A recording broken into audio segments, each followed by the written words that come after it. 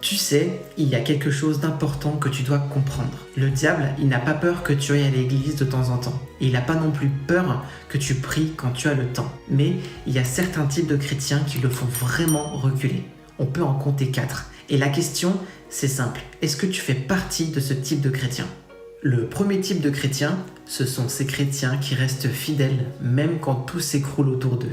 Même après avoir tout perdu, ils tiennent bon, comme Job qui a dit « L'Éternel a donné, l'Éternel a repris, que le nom de l'Éternel soit béni » dans Job 1, 21. Eux, en fait, ces chrétiens-là, ils ne suivent pas leurs émotions.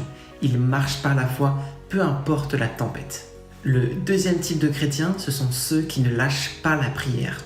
En fait, quand d'autres abandonnent, quand d'autres se fatiguent ou sont distraits, eux, ils restent à prier.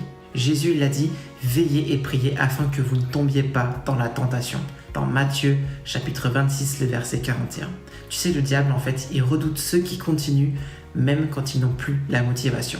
Le troisième type de chrétien, ce sont ces chrétiens qui refusent le compromis. Ils choisissent de se détourner du péché, même quand c'est très difficile. Même quand ça les met à part du monde.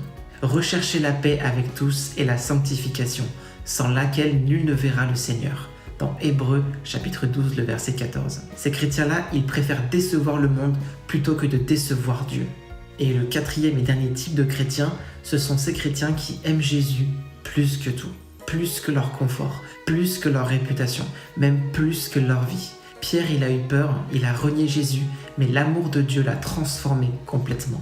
L'amour parfait bannit la crainte, dans 1 Jean 4, 18. Et quand cet amour il est réel, la peur, elle n'a plus de place. En fait, le diable, il ne va pas trembler devant une foi de routine, mais il va reculer devant une foi qui est vivante et réelle. Alors, pose-toi cette question honnêtement. Dans quelle catégorie tu te situes aujourd'hui ? Et si au fond de toi, tu veux aller plus loin dans ces sujets, que tu veux vraiment changer et grandir et te libérer du péché, alors tu peux tout d'abord me dire dans les commentaires « Je veux aimer Dieu de tout mon cœur ». Et tu peux cliquer sur le lien qui est dans ma bio au-dessus pour accéder à notre groupe d'études bibliques ou alors me contacter au numéro qui s'affiche juste ici. Je te souhaite une excellente journée. Au revoir.